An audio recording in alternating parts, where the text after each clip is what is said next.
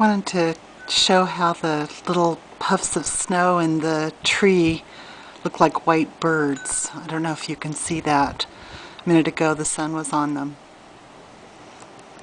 You can see the Olympics back there.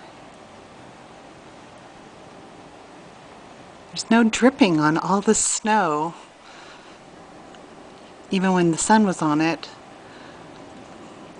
but sometimes a gust of wind comes and there's a lot of powder blowing. But even so, there's still a lot of snow on the trees.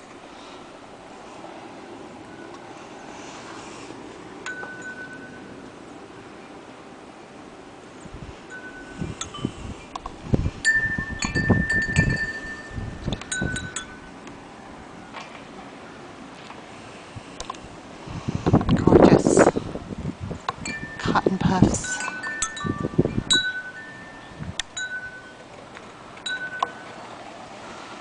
And our battered wind chime from the windstorms.